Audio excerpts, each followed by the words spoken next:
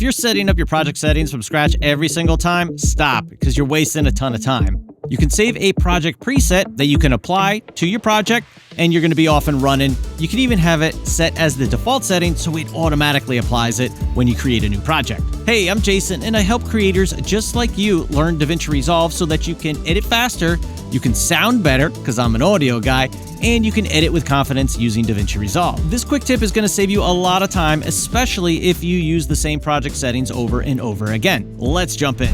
We're going to build this one from scratch and save it so that you can use it over and over again. So I'm going to go to my project manager. I'm going to go ahead and create a new project here. I'm going to call it project preset example. I'm going to go ahead and click create. So now currently I'm in the edit tab here of a blank project. I'm going to go ahead and click on the little gear icon at the bottom right for my project settings.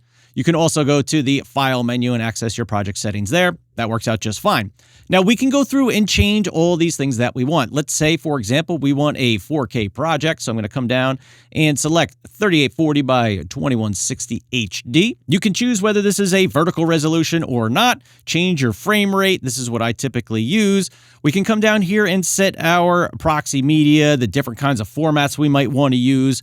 This one right here, I like enable background caching. I set it to after 1 second. So as soon as I stop working, DaVinci Resolve starts working on rendering stuff in the background for me. Working folders, we can set where all these working folders are. I keep all my cache files in the same place. The only one that would need to change here based on your project is the project media location, which you get a notification for when you set up a new project. You can change your frame interpolation, and you can go through these menus and set everything else up the way that you want. A big one here might be color management, right? If you're going to use a color managed workspace or project, like I do for my raw footage from my C100 right here, you can go ahead and set all that up and make sure everything is set up the way that you want all of your projects to be. Then all I have to do is come to the 3 little dots at the top here, and I'm going to come down to Save Current Settings as a Preset. I can name it whatever I want. I'm going to call it New 4K Preset, hit OK.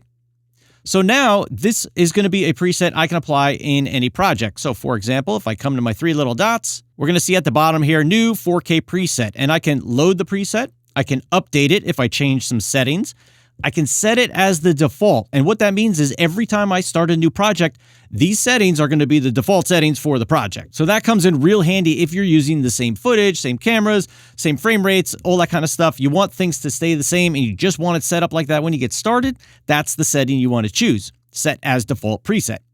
You can also export it, share it with your friends, and you can delete it right here. So for example, what if I wanted to change this project? You can see I created a whole ton of them. I actually have them on my website. You can go pick up all of these. It's already done for you. But let's say I wanted to go back to a YouTube short or TikTok. I'm going to say load preset. And now it's going to enable the vertical resolution and set everything up exactly how I need it to be for a vertical form video. And that's it. On every new project that you load up, it's going to have the project settings you want. You don't have to go through those menus, fumble around, and waste time setting everything up because you did it once and now it's going to be applied every time you start a new project. So if you found this tip helpful, hit that like button for me. And if you're new here, I have a whole series of quick tips that you might be interested in.